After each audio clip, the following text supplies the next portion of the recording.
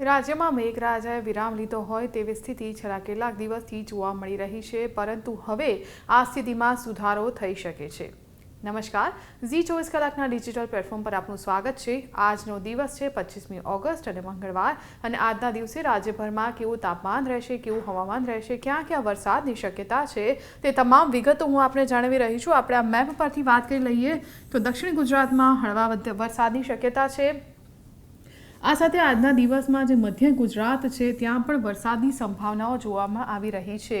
આ જે રીતે મધ્યપ્રદેશમાં સિસ્ટમ સક્રિય થયેલી જોવા મળે છે, અને આ જ સિસ્ટમની અસર જે છે તે સીમાવર્તી જે તમામ જિલ્લાઓ છે, મધ્યપ્રદેશની સીમાઓ સાથે જે જિલ્લાઓ જોડાયેલા છે તેમાં સીધી રીતે જોવા મળી રહી છે। આપ જોઈ રહ્યા છો દાહોદમાં વરસાદની શક્યતા છે, વડોદરામાં પણ વરસાદની શક્યતાઓ જોવામાં આવી રહી છે।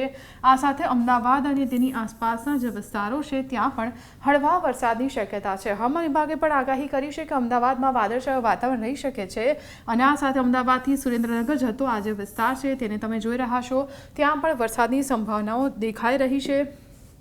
સૌરાષ્ટ્રના જિલ્લાઓની આપણે વાત કરી લઈએ। સૌરાષ્ટ્રના એવા જિલ્લાઓ છે, લગભગ દરેક જિલ્લાઓ વરસાદની રાહ જોઈ રહ્યા છે। રાજકોટ હોય કે પછી સુરેન્દ્રનગર હોય, અમરેલી હોય, ભાવનગર હોય, તમામ જિલ્લાના ખેડૂતો પરેશાન છે, કારણ કે શરૂઆતમાં કેટલાક જિલ્લાઓમાં સારો વરસાદ થયો હતો અને ખેડૂતોએ વાવણી કરી દીધી હતી, પરંતુ હવે વરસાદ ખેંચાયો છે। અપેક્ષા મુજબનો વરસાદ નથી પડી રહ્યો। પાક મુરઝાઈ જવાના, સુકાઈ જવાના આરે ઊભો છે, અને ક્યાંક જગતનો તાત મીટ માંડીને બેઠો છે કે ક્યારે વરસાદ આવે। એ વચ્ચે આપ જોઈ રહ્યા છો જૂનાગઢ સહિત આસપાસના જિલ્લામાં જે વરસાદ જોવા મળી રહ્યો છે, પણ આ ખૂબ જ ઓછો વરસાદ જોવા મળી રહ્યો છે। કોઈક જગ્યાએ છૂટાછવાયા વરસાદી ઝાપટા આવી શકે છે, એના સિવાય કોઈ વધારે વરસાદ નથી જોવા મળી રહ્યો। તમે કચ્છ જોઈ લો, કચ્છમાં આખું કોરું ધાકોર જોવા મળી રહ્યું છે। કચ્છના ખેડૂતો પણ પરેશાન છે કે અહીં કોઈ પણ પ્રકારનો વરસાદ નથી આવી રહ્યો। લગભગ 10% આસપાસનો જો વરસાદ કચ્છમાં પડ્યો છે, જે ખૂબ જ ઓછો કહી શકાય। તો આજના દિવસની વાત કરીને આપણે મહેસાણા, પાલનપુર જોઈ રહ્યા છે, એટલે કે ઉત્તર ગુજરાતનો જે ભાગ છે ત્યાં પણ કોઈ વરસાદની શક્યતા નથી જોવા મળી રહી।